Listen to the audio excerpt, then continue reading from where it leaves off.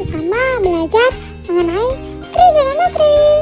Secara harfiah, trigonometri sendiri berasal dari bahasa Yunani trigonon yang berarti tiga sudut dan metron yang berarti mengukur.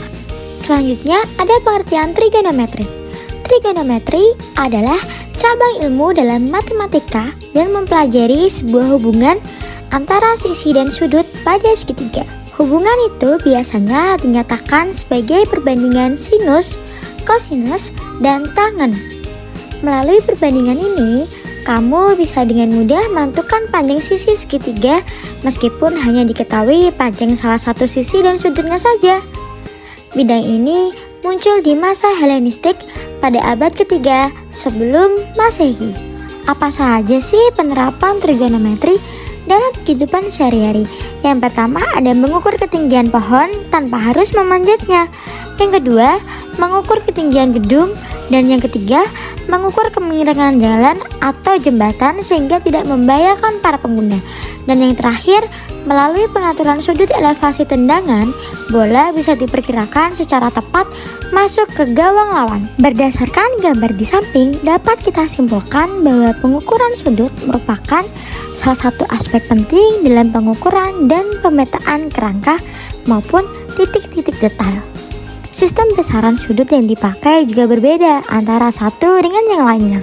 Sistem besaran sudut pada pengukuran dan pemetaan dapat terdiri dari: yang pertama ada sistem besaran sudut seksagesimal, yang kedua sistem besaran sudut sentesimal, yang ketiga sistem besaran sudut radian.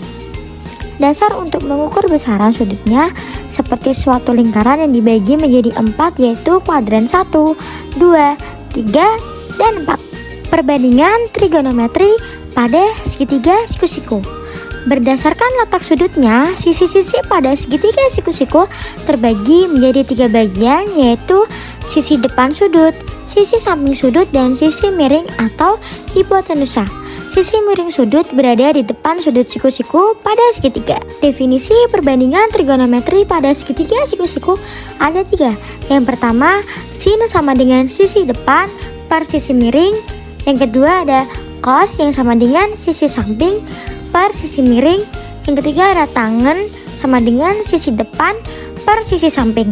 Berdasarkan definisi tadi, diperoleh hasil penjabarannya, yaitu yang pertama, sek sama dengan sisi miring per sisi samping, kosek sama dengan sisi miring per sisi depan, dan kot sama dengan sisi samping per sisi depan.